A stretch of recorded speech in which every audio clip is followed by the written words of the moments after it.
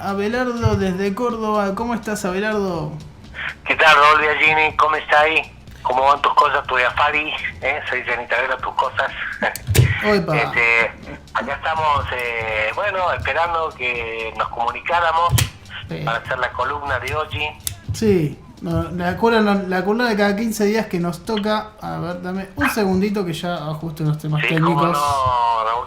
Que en realidad los temas técnicos soy yo haciendo las cosas mal, básicamente. El problema técnico es un problema humano. Listo. Sos el hombre de orquesta del programa y de la radio. Y felizmente un poco aprende a hacer de todo también. Bueno eso. ¿Cómo estás, Abelardo? Contanos qué tal el clima de Córdoba está. Bueno, acá mira, estuvo soleado y un poquito ventoso, y de hace como 2 o 3 días parece que hay viento sur. Sembra viento sur. O sea, viento frío. Que trae malas noticias. Sol, ¿viste? Si ibas al sol, Raúl, sí, estaba hacía calor. Pero si te mantenías dentro de la casa o a la sombra, más fresco, con pullover o con camisa abrigada, así. Perfecto. ¿Ahí, no? Sí, perfecto. Vamos. ¿Qué tenemos hoy para charlar sobre...? Para comentar. Sí. Bueno, mira la columna. Alberto Moravia, vivencias existenciales. Esto es una columna en base a... he hecho un artículo, como suele ser a veces algunas columnas mías, que es un artículo que salió en la revista Topía, que es de psicología y se vende en kioscos, pero lo mío salió en la parte de internet de Topía, y ahí los oyentes, los que quieran ver el trabajo sobre Alberto Moravia, lo pueden consultar. Después mandame el link, así lo podemos compartir, porque también el otro, el de... El de Bretón. El de Bretón, y creo que había una de modernidad y posmodernidad también, ¿puede ser? También porque salió en perfil.com. Perfecto. Así es. Por Qué eso, buena memoria, molto bene. Por eso, mandámelos, así los compartimos también en la página de la Vecindad Radio con tu columna, que también se postean. Sí, bueno, esto al principio yo de los links y eso, viste, soy de los 80, como te decía la otra vez. Bueno, qué pesado. Viste, FM, qué pesado, Alberto, digital. No, qué pesado, Alberto. Estás viviendo en este mundo, no estás viviendo en los 80. Lamentablemente te vas a tener que sentar el culo en la silla y actualizarte. Pero bueno, qué sé yo, hago lo que puedo. Bueno, vamos a la columna de Raúl. Por favor. Bueno, Alberto Moravia fue el representante de la línea existencialista en la literatura italiana. La introspección, la subjetividad de los individuos, en choque o contraste con la áspera realidad. Esto se ve en Il disprezzo, el desprecio, donde una mujer de extracción popular o de bajo nivel social se relaciona con un intelectual que tiene una confianza y una sensibilidad que es burlada por el estricto realismo de la mujer de origen campesino. ¿Vamos bien? Sí, por favor. ¿Se ascolta bene? Bueno.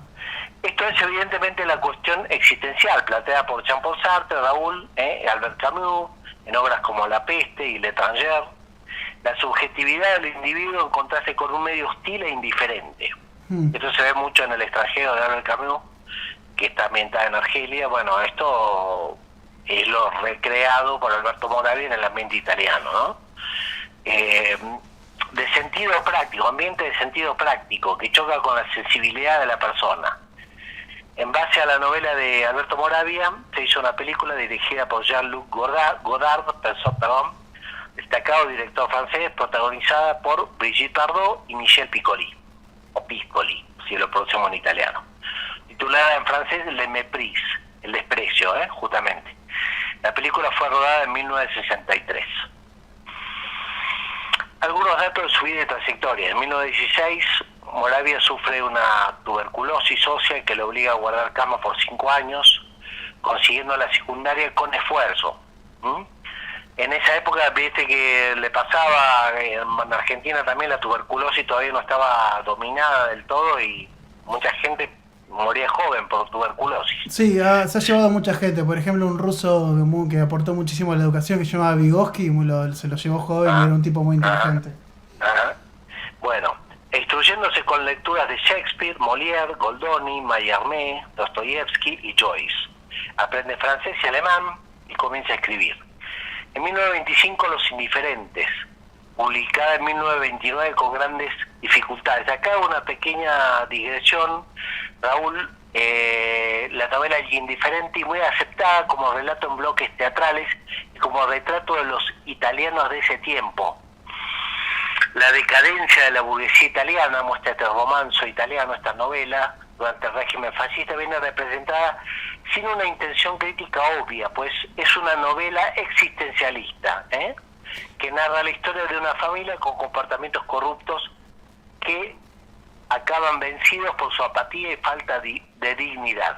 ¿Y qué sería, por ejemplo, una novela existencialista? Como para claro, bueno, justamente todo esto, el choque, el contraste entre el ambiente exterior y el ambiente social con la subjetividad del individuo. Me parece que eso es lo principal. ¿Y qué se pone en juego en ese choque? Perdona, no te escuché bien, Raúl, decime de nuevo. Y que, o sea, está bien, tenemos el choque que genera un conflicto, ¿y qué es lo que se pone en juego en ese choque que genera una suerte, digamos, de acento en la existencia? Bueno, justamente el individuo se ve como, no sé si decir golpeado, pero se siente molesto en ese ambiente, se siente molesto, no se siente a gusto. Eso creo que es lo que es el existencialismo. Y mis textos, modestamente, que no he leído ninguno en el programa de ustedes todavía, mis textos literarios, tienen la línea existencialista, y yo soy admirador de todos estos escritores, Jean-Paul Sartre, Albert Camus, Alberto Moravia y Ernesto Sábato en Argentina, creo que lo he dicho en otra ocasión. Sí.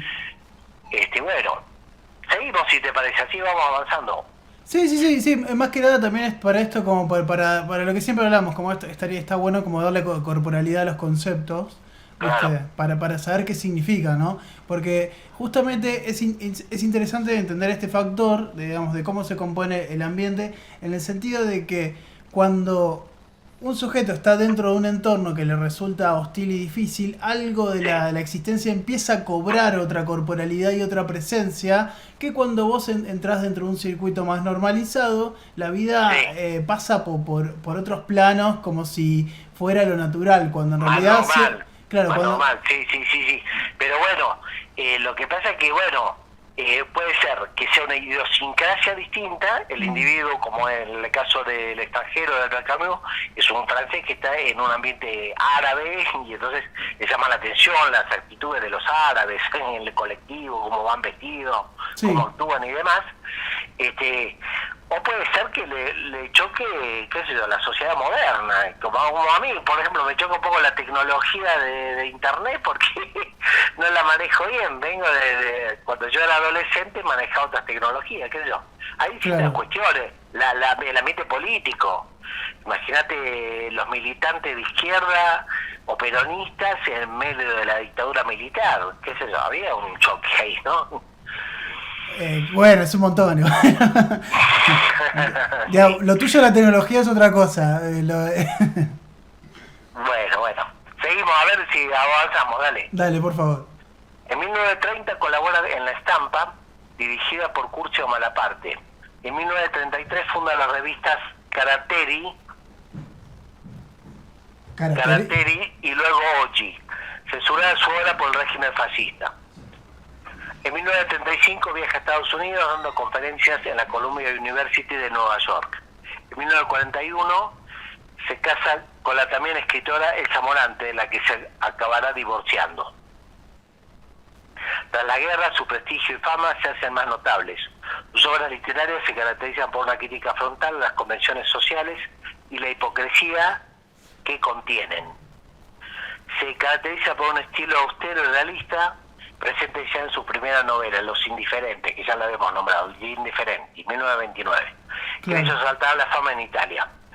Ahí vamos, Raúl. En sus escritos son recurrentes el impulso sexual, la alienación del individuo y la tensión de la existencia. Escritores previos a Moravia fueron, por ejemplo, Guy de Maupassant, que reflejaba en su literatura un estilo directo, excesos de las personas, Émile Zola, que fue el representante del realismo. Muy interesante las obras de Zola, se las podemos recomendar a nuestros oyentes.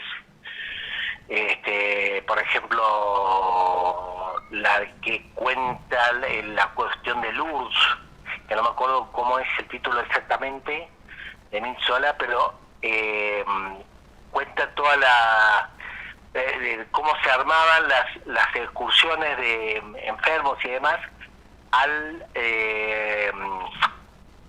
lugar de Lourdes, donde había sido la aparición de la Virgen a la pastora, a la pastorcilla esta, que no me acuerdo el nombre tampoco. Bueno, algo de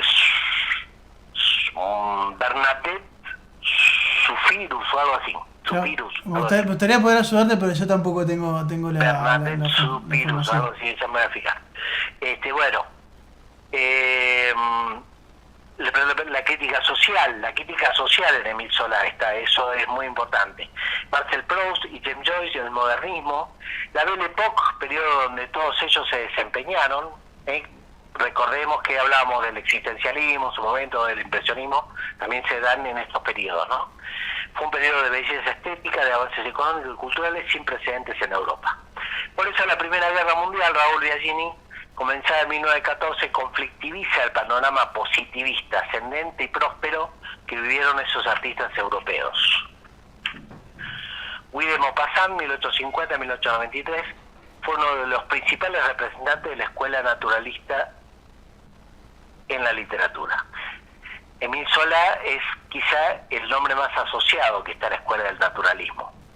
El impresionismo tuvo su centro en Francia, y también es de señalar que el país de Balzac vivía su auge económico y sociocultural, compitiendo en cuestiones técnicas y científicas con Inglaterra y Alemania, las potencias más desarrolladas del mundo.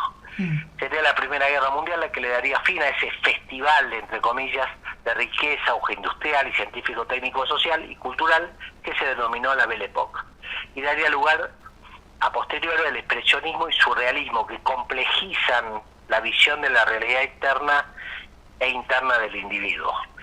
Esto lo hablamos en tu momento en tu programa, Raúl. Siguiendo el derrotero de la realidad europea y mundial, el clima de entreguerras sería menos alegre, alegre entre comillas también, y quedaría plasmada esa atmósfera difícil, casi asfixiante, mucho más subjetiva y psicológica, en el auge del psicoanálisis por una parte, y la obra de Franz Kafka, el escritor checo, que tuvo en la novela El Proceso, su obra más significativa, es conocida, ¿no? El Proceso de Kafka. ¿Te suena, Raúl? ¿Hola?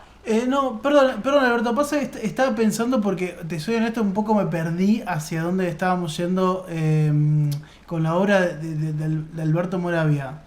Claro, estoy contextualizando un poco la primera etapa de Moravia, sí, y justamente el periodo de entreguerras que termina en 1918, la Primera Guerra Mundial, y se da en este periodo la obra de Franz Kafka, que si uno lee la novela El Proceso, esa cosa de pesadez, de psicoanal, de ambiente psicológico, de crisis psicológica, digamos. Claro. Surge el fascismo en Italia, en 1919 asciende Mussolini en Italia, y se dan estos movimientos en Alemania, que había sido perdedora en la Primera Guerra Mundial, claro, ¿no? Estos grupos así fascistas, la crítica, bueno, la literatura se complejiza, el arte, con el expresionismo, con el cubismo y demás. Hacemos ese aporte. También el surrealismo fue la expresión estético-cultural de esta etapa, donde se negaba lo racional y se privilegiaba lo onírico, las expresiones irracionales del hombre. El fundador y demiurgo del movimiento fue la escrita de André Breton, del que hemos hablado. Alberto Moravia empieza a escribir en esta etapa, pero su obra empezaría a trascender a posteriori, como dijimos, en los años 30. Ya en 1929 había publicado su obra Gli Indifferenti, y a posteriori realizaría críticas al fascismo. Su obra trascendería a nivel internacional en los 50 y 60. A Meme Trump se le puso acá un término francés, que la obra de Jean-Paul Sartre y Albert Camus.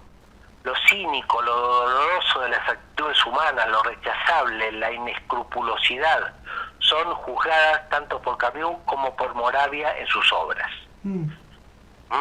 ¿Está bien ese concepto? Moravia se empezaría a ser conocido con esta novela, Los Indiferentes, como ya hemos dicho, publicada en 1929. En los 30 publicaría Las Ambiciones Equivocadas y El Embrollo, ¿no? Las Romanas de 1947, ya la primera posguerra, de la Segunda Guerra Mundial, ¿no? La posguerra de la Segunda Guerra Mundial, que terminó en 1945, y la Desobediencia, de 1948. Para Alberto, Alberto, una consulta. O sea, dentro de la primera, vamos a hacer una distinción en términos de opinión. Dentro de los primeros libros del primer periodo entre guerras y las producciones después de después de la Segunda Guerra Mundial. Sí, sí. Digamos, qué tipo de cambio hubo? Digamos, porque claramente son dos periodos completamente distintos. Bueno, pero la indiferencia era una crítica a una familia burguesa, claro. A una familia burguesa, como lo habíamos comentado antes. Es una novela existencialista que narra la historia de una familia con comportamientos corruptos que acaban vencidos por su apatía y falta de dignidad. Esto es del periodo de entreguerras. Pero la línea de Moravia continuó siendo existencialista. Simplemente que había terminado la guerra, terminó el fascismo, después vino... pero digo, sin menos datos históricos. ¿Cómo después de la posguerra, de la Segunda Guerra Mundial, esa línea existencialista, ¿en qué varió? Digamos, en ese sentido, digamos, en principio teníamos una crítica burguesa. Claro, digamos que la periodo del 30 ya es una etapa de mucho vanguardismo, como lo sabemos, por la pintura de Picasso, de los surrealistas, de Dalí y demás, y el cine. Ya había estado lo del cine realista de Eisenstein en la Unión Soviética. Es decir, ya es un periodo muy rico en expresiones ideológicas, fascismo y demás, en la confrontación fascismo, comunismo, burguesía, capitalismo, socialismo. Ya todo eso se da, hay una preparación de lo que vendría después. Y después de la posguerra, digamos que se ordena el panorama en términos políticos, porque se forman los dos bloques, el bloque capitalista, no, pero igual Estados Unidos. Claro, hablar de eso yo lo entiendo, digamos, más allá del contexto, hablando específicamente sobre el bloque en la producción, vamos a cernirnos a los libros de Moravia. O sea, hablamos sobre esta familia burguesa del periodo de entreguerras, ¿no? Y que... Sí, entre 1926 y 1929. Y que reflejaba algo de si se quiere, un poco las tensiones psicológicas y emocionales que se estaban viviendo en esa época, ¿no? Sí, sí, sí. Ahora, avanzamos siempre sirviéndonos dentro del mundo del material. Digamos, ese que vos nos decís que la línea sigue siendo existencialista. Sí. Digamos, ¿ves una variación entre ese periodo y las siguientes producciones? Sí, porque, digamos, Europa pasa a tener un panorama más claro. Sí. Pero justamente sigue, por ejemplo, conflictos como lo de Francia-Argelia, que es la descolonización. Entonces, lo de Albert Camus se ambienta en la Argelia francesa todavía, de los años 50.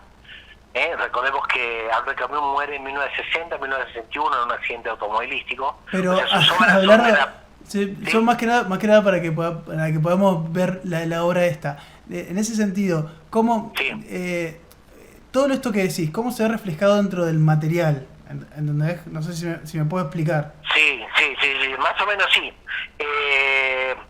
Por ejemplo, La Romana de 1947 y La Desobediencia de 1948. Claro, esas dos. Quedémonos en esos dos libros. Sigue habiendo ese contraste entre lo subjetivo, lo psicológico propio del individuo y el medio social. Porque, bueno, el medio social burgués, qué sé yo, de las competencias, la cuestión económica. Todo eso sigue estando.